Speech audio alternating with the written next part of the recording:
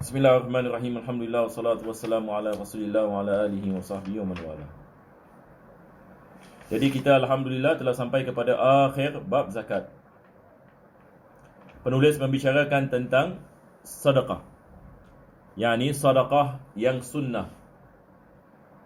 Ini di sini beliau mengatakan matlabun fi sadaqati tatawwu, dan kita telah sampai kepada bahagian pertengahan ya daripada apa yang disebutkan oleh penulis. Jadi boleh kita baca terus insya-Allah. Surat 48. Tamam. Bismillahirrahmanirrahim. Memberikan sedekah pada kerabat yang tidak menjadi tanggungan nafkahnya adalah pemberian kepada kerabat yang paling utama. Kemudian kepada kerabat yang mahram. Kemudian kepada suami isteri. Kemudian kepada yang bukan mahram. Kemahraman dari jalur ayah adalah sama saja yang dari jalur ibu. Kemudian setelah itu semua lebih afdal diberikan kepada mahram tunggal susu. Dan kemudian mahram dari jalur pernikahan. Setelah kerabat, memberikan sedekah kepada tetangga adalah lebih afdal daripada kepada yang lain. Maka dari sini bisa diketahui bahawa kerabat yang rumahnya berjauhan tapi masih tunggal daerah lebih afdal daripada tetangga lainnya yang bukan kerabatnya. Maka di sini penulis membicarakan tentang siapakah mereka yang afdal bagi kita memberikan sedekah. Jadi di sini sedekah yang dimaksudkan di sini bukan duit zakat ya. Di sini maksudnya sedekah yang sunnah. Itu sebab beliau mengatakan yang pertama sekali yang paling afdal adalah kita memberikan kepada kerabat yang tidak diwajibkan nafkah ke atas mereka. Sebab kalau kerabat yang diwajibkan nafkah ke atas mereka, maka ia mengambil hukum wajib. Dia bukan hanya hukum sunnah. Tapi di sini beliau membicarakan tentang sunnah. Jadi yang pertama sekali adalah kerabat yang tidak diwajibkan kita memberikan nafkah kepada mereka. Seperti adik-beradik kita sebagai misal. Sekarang mana lebih afdal? Kita memberikan duit kepada adik-beradik kita yang susah ataupun kita memberikan kepada orang lain. Maka tentu sekali kita memberikan kepada, ini dimasukkan kerabat di sini, karib. Kerabat di sini maksudnya kerabat dalam segi darah ya. Maka yang paling dekat lebih afdal. Yang ini maksudnya kalau adik-beradik dengan anak saudara, maka lebih afdal adik-beradik. Dia lebih dekat daripada anak saudara. Begitu juga dengan cousin sebagai misal, cousin, kita punya saudara. Dengan kita punya adik-beradik sebagai misal, maka adik-beradik lebih afdal sebab dia lebih dekat. Jadi di sini beliau mengatakan memberi sedekah kepada kerabat yang tidak menjadi tanggungan nafkahnya adalah pemberian kepada kerabat yang paling utama. Kemudian kepada kerabat yang mahram. Kemudian kepada suami yakni isteri. Yakni kerabat mahram ini maksudnya walaupun dia jauh. Misalan yakni pakcik ini sebagai misal ataupun adik-beradik ini kepada pakcik kita, begitu juga dengan anak mereka misalan, dan begitu juga yakni dengan anak kepada anak mereka sebagai misal. Maka lebih dekat lebih afdal daripada yang jauh. Ini yang penulis maksudkan. Dan selepas itu beliau mengatakan kepada kerabat yang mahram, kemudian yakni kepada suami yakni ataupun isteri. Yang ni seorang isteri yang ni misalnya yang ni kaya, maka suaminya miskin yang ni sebagai misal, maka afdal yang ni baginya memberikan yang ni kepada isterinya. Begitu juga yang ni seorang yang ni suami memberikan kepada isteri. Summa dia mengatakan kemudian kepada yang bukan mahram, kemahraman daripada jalur ayah adalah sama daripada jalur ibu. Yang ni maksudnya saudara sebelah bapa dan saudara sebelah mak, maka dia adalah sama. Sama maksudnya dalam segi keafdalan, mana lebih afdal? Yang ini maksudnya tidak kita bezakan adik-beradik mak kita misalnya dengan adik-beradik bapa kita, maka dia adalah tahap yang sama. Dia adalah tahap ini yang sama. Kita tidak mengatakan yang adik-beradik bapa lebih afdal daripada adik-beradik mak. Maka mereka ada benda yang sama. Maka disunatkan kita memberikan kepada mereka kalau mereka memerlukan. Kemudian setelah itu semua lebih afdal diberikan kepada mahram tunggal susu, yakni ibu susuan dan adik-beradik susuan sebagai misal. Maka ini adalah yang datang selepas susunan ini. Dan kemudian mahram dari jalur pernikahan, yakni bapa mentua misalan kita punya mak mentua Dan begitu juga adik-beradik ini kepada isteri dan sebagainya. Setelah kerabat memberi sedekah kepada tetangga adalah lebih afdal daripada kepada yang lain. Jadi selepas ini keluarga, maka datang jiran. Jiran pun berbeza. Jiran yang terdekat misalnya, jiran yang di rumah yang paling dekat kepada kita lebih afdal daripada jiran yang jauh. Di Singapura kalau kita tinggal di flat ini misalnya, ada jiran yang depan yang di rumah kita, maka ia adalah lebih afdal daripada jiran yang tinggal di tingkat ini yang lain ataupun di blok lain. Kalau kita di Singapura kita gunakan istilah tingkat ini dan blok. Kalau kita tinggal di Malaysia misalnya, kita membicarakan tentang daerah. Biasa tinggal orang yang sebelah yang di rumah ataupun yang di dalam satu kampung dan sebagainya. Maka dari sini bisa diketahui bahawa kerabat dari rumahnya berjauhan tetapi masih tinggal daerah lebih afdal daripada tetangga lainnya yang bukan kerabatnya. Di sini kalau sekiranya kita ada saudara jiran, dua-dua, tapi dia tinggal jauh, mana lebih afdal? Kita memberikan kepada saudara kita yang jiran yang jauh ataupun jiran kita yang dekat tapi bukan saudara?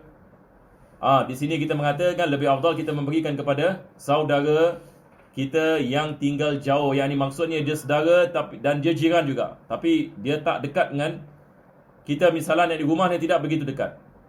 Maka kita kedepankan kerabat daripada jiran yang terdekat.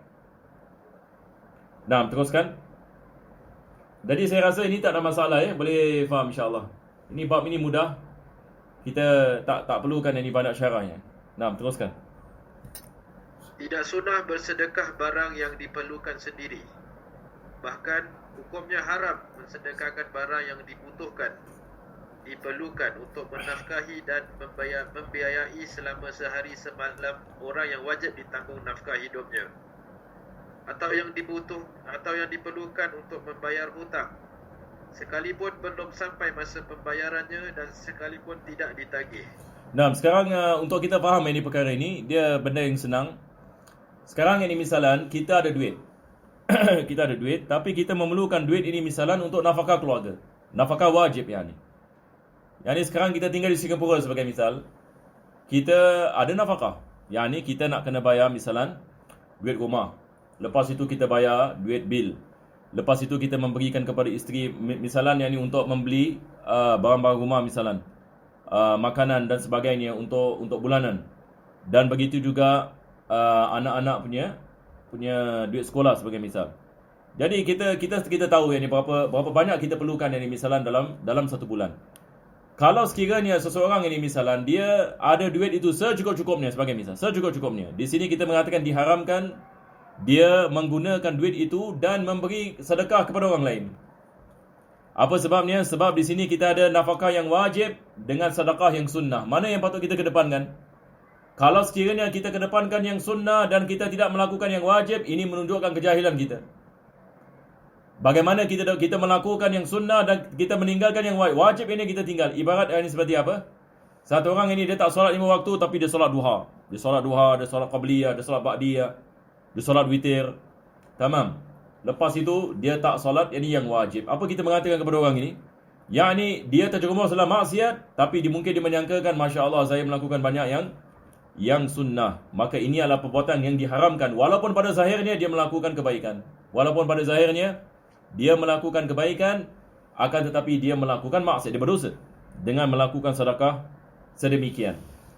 Jadi di sini penulis mengatakan tidak sunnah bersedekah barang yang diperlukan sendiri. Yang ini dia memerlukan tapi dia bersedekah. Bahkan hukumnya haram bersedekahkan barang yang diperlukan untuk nafkahi dan membiayai selama sehari semalam orang yang wajib ditanggung nafkah hidupnya, seperti isterinya misalnya, ataupun seperti anak-anaknya, ataupun yang diperlukan untuk membayar hutang. Misalnya dia ada hutang dan sekarang dia kena bayar, tapi dia tak bayar hutang, dia pergi sedekahkan duitnya. Tak boleh. Wajib dia tunaikan hutang, sebab hutang di sini adalah wajib. Melainkan kalau dia ada duit lebih misalnya. Dia ada duit lebih itu tidak ada masalah. Sekalipun belum sampai masa pembayarannya dan sekalipun tidak ditagih.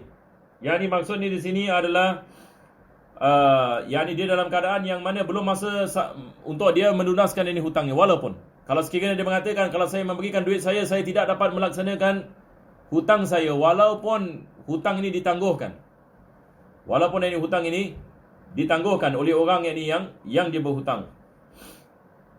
Keharaman ini terjadi selama tidak mempunyai perkiraan yang kuat akan mendapati barang sebesar itu dari jalan yang lain yang telah jelas. Yang ini maksudnya, kalau sekiranya dia sedekah dan duit itu misalan tak cukup untuk dia bayar hutang, ataupun tidak cukup untuk dia memberikan nafkah, dan dia tahu tidak ada jalan lain yang mana dia dapat duit, melainkan misalan dia tahu yang ni duit akan datang tak lama lagi.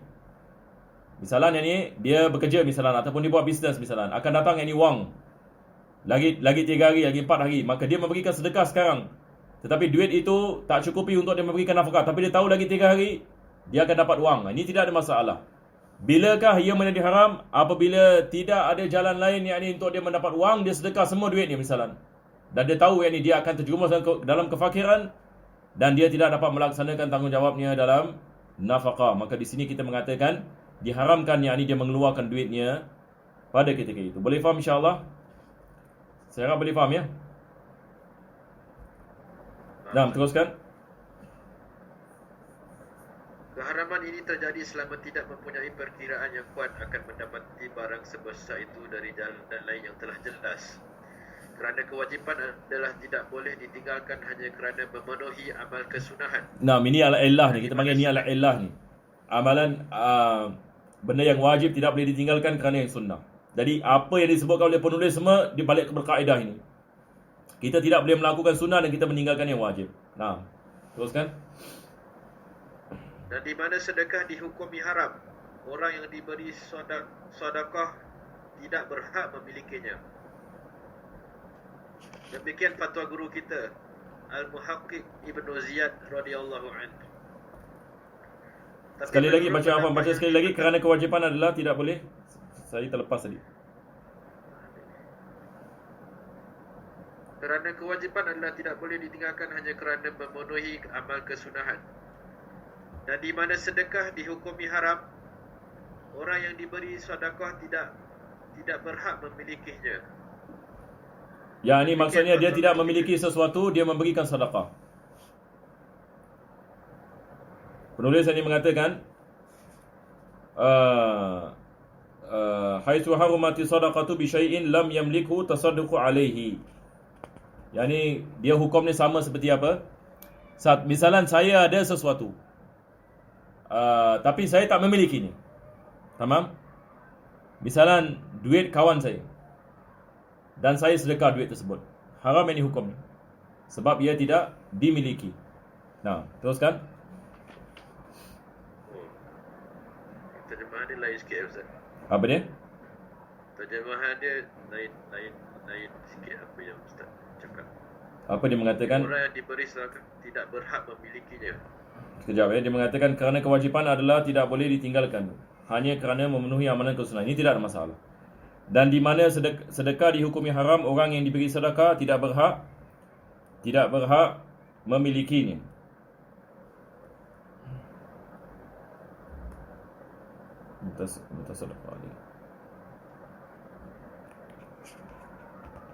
Oh, afwan.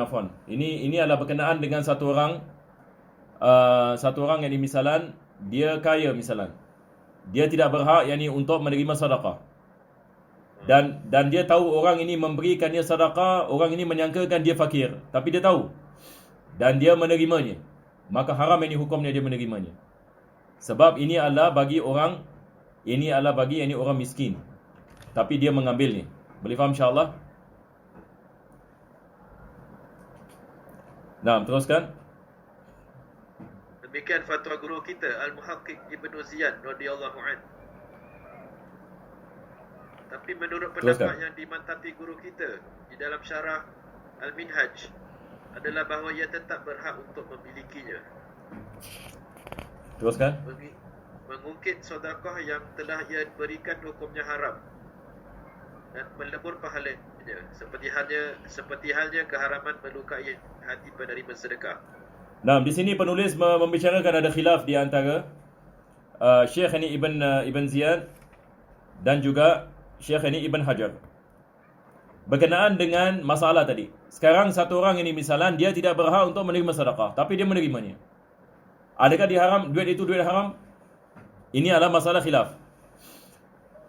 Jadi beliau menukilkan pendapat Ibn Ziyad mengatakan diharamkan. Sekarang satu orang misalnya dia kaya, seperti mana kita mengatakan tadi, dia kaya. Dan dia lihat ada orang sedang memberikan sedekah. Dia datang dia ambil duit. Ini mungkin ada juga orang melakukan, betul ke tidak? Dia datang ini dia ambil duit. Ini bukan duit zakat dia, ini adalah duit sedekah. Maka adakah duit ini halal baginya? Ini soalannya. Boleh faham insya-Allah? Adakah duit ini halal baginya? Maka khilaf ini di antara Syekh ini Ibn Ziyad dan Syekh ini Ibn Hajar. Ini Syekh Ibn Ziyad ini dia tinggal sama zaman dengan Syekh Ibn Hajar. Adakah yang ini diharamkan? Maka kita ada khilaf. Syekh Ibn Ziyad ini beliau mengatakan diharamkan, manakala Syekh Ibn Hajar ini mengatakan itu adalah miliknya. Dia memiliki duit tersebut. Dia memiliki ini duit tersebut. Selepas itu penulis membicarakan tentang masalah mengungkit sedekah. Ini adalah diharamkan. Allah Subhanahu Wa Taala mengatakan di dalam Al-Quranul Karim, yakni berkenaan dengan al-man.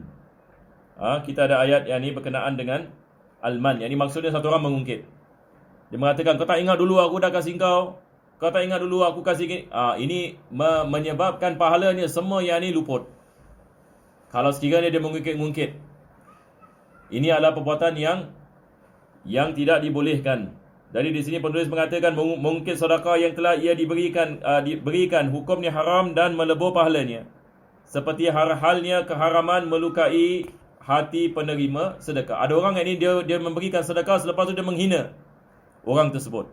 Ini semua adalah amalan yang menyebabkan pahala itu luput. Nah, teruskan. Baik, faedah. Dalam Al-Majmu' An-Nawawi berkata, makruh menerima sedekah dari orang yang hartanya tercampur antara halal dan haram, seperti seorang penguasa yang zalim. Nah, ini adalah masalah yang lain berkenaan dengan kalau sekiranya ada orang misalan dia menerima sedekah, tapi orang yang memberi sedekah ini dia hasil daripada wangnya ada daripada yang haram. Dan juga ada daripada yang halal. Seperti apa? Di sini beliau memberikan misal ini seperti sultan yang zalim. Sultan ini zalim. Ambil harta orang, ambil harta wakaf, makan harta wakaf misalan. Tapi dalam masa yang sama dia juga ada harta yang halal. Dan dia memberikan sedekah kepada fakir dan miskin. Maka di sini Al-Imam An-Nawawi ini mengatakan dalam kitab Al-Majmu', seperti mana penulis ini mengatakan di sini, makruh hukumnya bagi seseorang itu menerima. Maksudnya lebih afdal dia tak ambil. Lebih afdal. Mengambilnya adalah makruh. Apa sebabnya? Sebab ada percampuran di antara halal ini dengan haram. Boleh faham insya-Allah? Dari dia memberikan ini misal pemimpin yang zalim. Selain daripada pemimpin yang zalim, mungkin orang biasa, yakni dia ada wang ini misalan, kita tahu orang ini bekerja, tapi dia juga ada main 4D. Misalnya ni, kalau dalam konteks Singapura, ini biasa orang tanya soalan. Ada satu orang ni diketahui dia memang suka main 4D. Kadang-kadang menang. Tapi dalam masa yang sama dia juga bekerja. Jadi sekarang kita mengatakan dia punya wang ini ada campur halal dengan haram. Dan satu hari yang ni dia nak belanja yang ni orang makan misalan. Apa hukumnya? Sama, kita mengatakan makruh. Dia adalah kalau kita dapat elakkan lebih afdal. Tetapi kenapa ulama kita tidak mengatakan diharamkan? Kenapa mereka mengatakan tidak diharamkan? Sebabnya adalah ada kemungkinan wang itu daripada yang halal. Sebab dia punya harta bukan kesemuanya haram. Kalau kesemuanya haram, beza hukumnya. Nanti dia akan sebutkan. Tapi sekarang ini dia halal dan haram. Nah, teruskan. Besar kecil kemakruhan sebanding banyak sedikit syubhat hartanya. Tetapi tidak haram, kecuali bila telah diyakini bahawa yang diterima itu barang haram. Jadi di sini kita mengatakan makruh, yakni maksudnya makruh bagaimana? Kita lihat kalau sekiranya wang haram itu lebih banyak daripada wang yang halal, maka kemakruhannya lebih besar. Kalau sekiranya wang halal lebih banyak daripada wang haram, maka makruhnya makruh yang kecil. Ini yang dimaksudkan. Kita mengatakan misalan yang ni berapa percentage yang ni? Wang halal dengan wang haram. Kalau dia 50-50, kita mengatakan makruh. 20% ini haram, 80% ini halal pun makruh, tapi kemakruhannya tak sama dengan 50% ini haram, 50% ini halal. Boleh faham insya-Allah. Jadi yang ini dibalik ini kepada yang ini nisbah. Maka penulis ini beliau mengatakan kecuali bila telah diyakini bahawa yang diterima itu adalah barang yang haram, maka ini kita mengatakan tak boleh terima. Yang ini dia baru yang ni habis judi misalnya, dia menang toto. Sebagai misal ya. Lepas itu dia ambil duit ini daripada toto ini. Dia mengatakan saya nak belanja. Awak semua. Majlis kesyukuran. Ada orang ini ajib ini, dia punya fahaman, dia dah menang judi ni, lepas itu dia niat baik ni. Dia niat baik. Yang ni dia nak bantu orang. Nampak tak? Kalau sekiranya diketahui, beza kalau tidak diketahui. Kalau sekiranya diketahui wang yang dia menggunakan ini adalah khalas, kita mengatakan 100% ini haram, tidak boleh. Kita tidak boleh menerimanya. Dan begitu juga yang ini bagi sedekah. Kalau dia mengatakan saya nak sedekah, maka diharamkan. Tidak boleh. Jadi biasanya orang kalau dalam keadaan seperti ini, kalau sekiranya dia tetap ini nak sedekah, dia jangan bilang. Dia jangan bilang. Ini perkara yang pertama. Perkara yang kedua, dia jangan diberikan ini kepada fakir miskin. Jangan. Dia memberikan kepada maslahat umum. Ini biasa nasihat ini para ulama kita. Ada orang ini misalan dia tanya ini, para ulama kita mengeluarkan fatwa tentang perkara ini. Ada orang ini misalan dia dulu bukan Islam. Lepas itu duitnya semua yang ini haram. Lepas itu dia masuk Islam. Dia menanyakan sekarang duit saya apa nak buat? Misalnya ada orang yang ni misalan dia duitnya semua yang ni haram yang ni. Dia jual arak misal, tauki arak. Ataupun dia duitnya dari hasil daripada judi, daripada arak, daripada penzinaan dan sebagainya, prostitution. Tamam. Lepas itu dia taubat kepada Allah Subhanahu Wa Taala. Lepas itu dia menanyakan sekarang ini apa yang saya nak buat dengan duit ini? Adakah kita mengatakan kepadanya awak buang saya duit ini? Ataupun kita mengatakan kepadanya kasihlah kepada musuh Islam? Tak, kita mengatakan duit ini boleh digunakan dalam kemaslahatan umum. Kemaslahatan umum, tapi tidak diberikan dengan khusus. Tidak diberikan kepada fakir miskin, kepada miskin dan ini secara khusus, sebab ini adalah duit yang ini haram. Kemaslahatan ini umum ini seperti apa? Seperti misalnya ini syarikat-syarikat yang membantu orang. Maka dia memberikan kepada mereka tanpa yakni memberitahukan kepada mereka hasil daripada duit ini. Sebab kalau mereka mengetahui, mereka biasanya kata zaman sekarang mungkin berbeza ya. Kalau orang yang ada agama, dia kalau tahu dia tak ambil. Tapi zaman sekarang ini ala kulli hal, orang ambil kita ambil ya. Orang ambil juga ya. Tetapi ini adalah duit, tetap ini duit yang ini diharamkan. Tapi bezanya di sini kita mengatakan kalau dia memberikan kepada kemaslahatan umum, dibolehkan. Dibolehkan. Baik, teruskan lagi.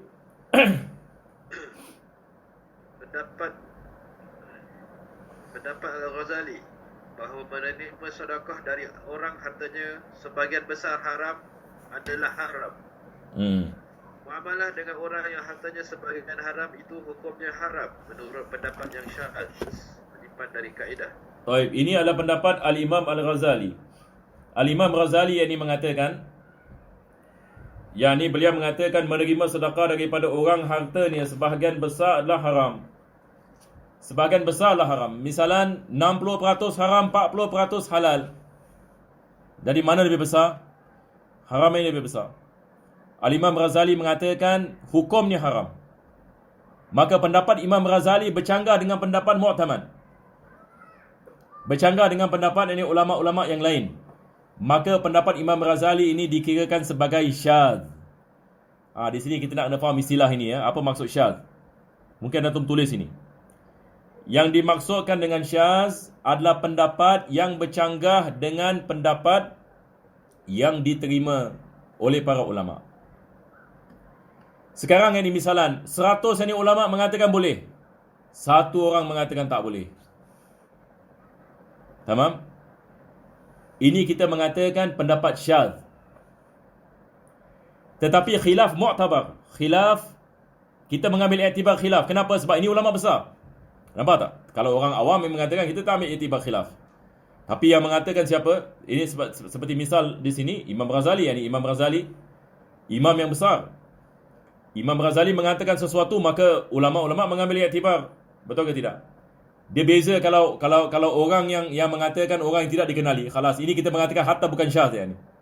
Kalau satu orang tidak dikenali, dia mengatakan saya tak setuju, kita tidak diambil iktibar. Nampak tak? Tapi Imam Ghazali mengatakan, baik, tapi sekarang di sini dia bercanggah dengan ramai ini pendapat ulama yang lain. Jadi ditarjihkan pendapat siapa? Pendapat ulama-ulama yang lain. Maka pendapat ini dikirakan sebagai pendapat syaz. Maka syaz ini di sini maksudnya adalah pendapat ini yang bercanggah ini dengan pendapat ini sahih yang lain. Boleh insya-Allah?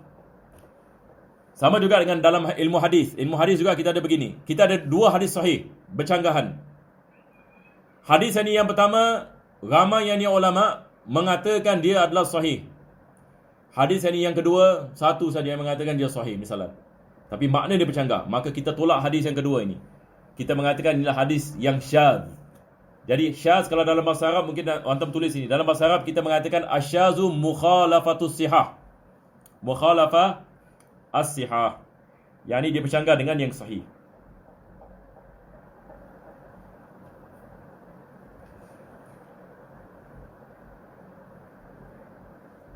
Di sini terjemahan mengatakan menyimpang daripada kaedah.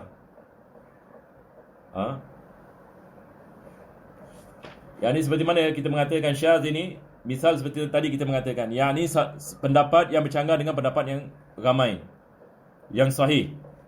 Ini kita mengatakan syaz. Wallahu a'lam ini bis-shawab. Maka dengan itu kita dah habis bab zakat ya. Alhamdulillah, sekarang kita ada lagi sedikit masa. Kita akan masuk bab haji. Sebab saya mula-mula ingat belum habis bab puasa, tapi bab puasa sebenarnya kita tahun ni semua dah habis ya. Kita dah habis ini bab puasa. Mungkin pada bulan Syaban kita boleh baca lagi daripada, tengok bagaimana, sama ada kita baca, kita read through bab puasa sekali lagi, tengok tempat-tempat yang perlu syarah kita syarahkan. Tapi ala kulli hal, disebabkan kita dah habis bab puasa, kita terus masuk bab haji. Dah habis Ada baru cek ni. Ya. Jadi kita masuk terus ini kepada bab haji. Nah, teruskan, kita ada lagi berapa minit lagi? Kita lagi 3 minit. Bismillahirrahmanirrahim. Babul haji. Bab haji. Ya. Muka surat 91. Masih kitab 2. Ya, 91 ya. Ayo.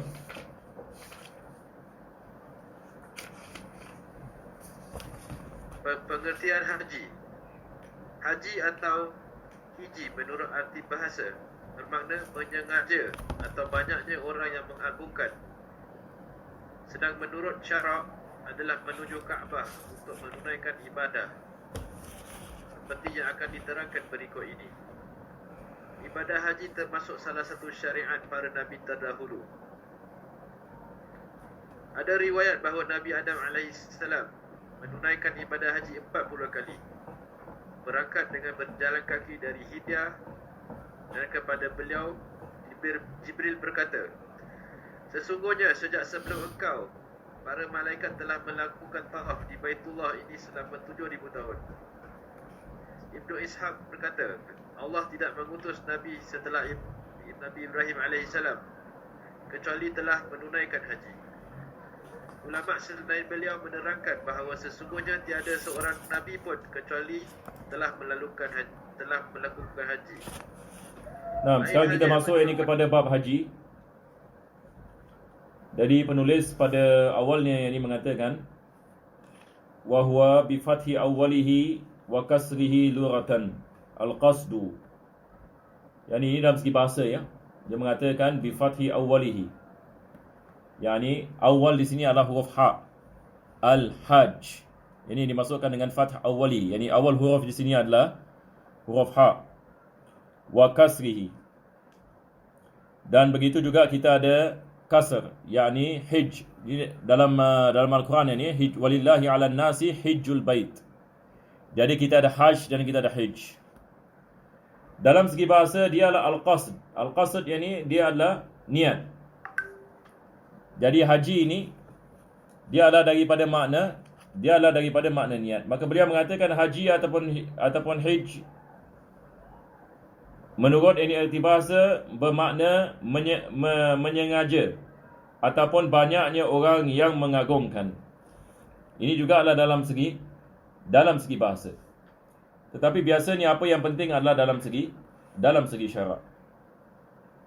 Dan kita ada banyak ini hadis Nabi sallallahu alaihi wasallam tentang fadilat bagi haji.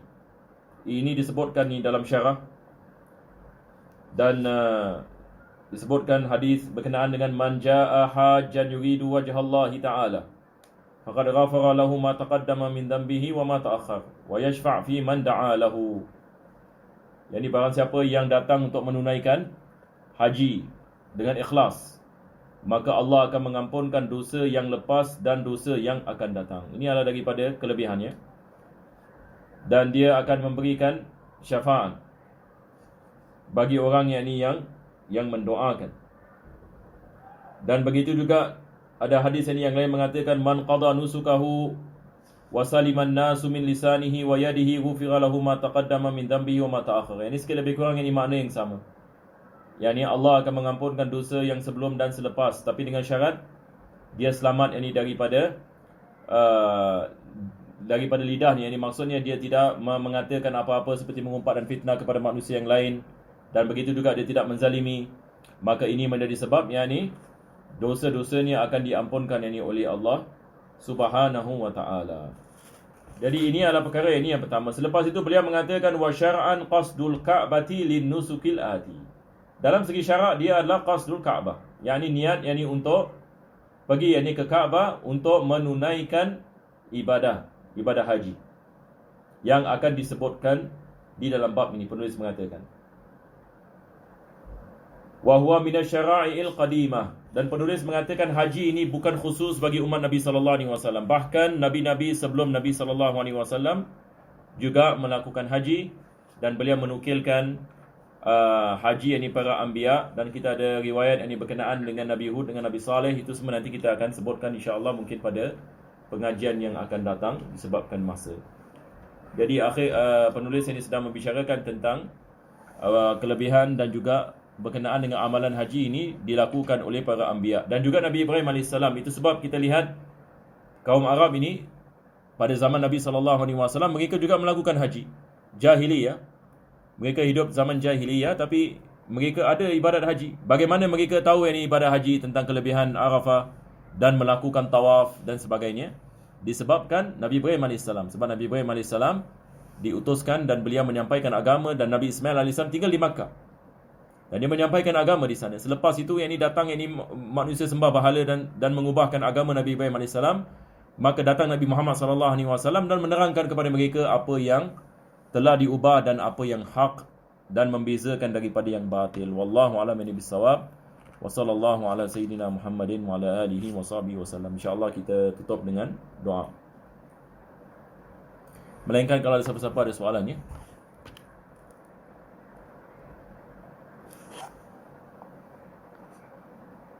Nah, kalau tidak ada soalan,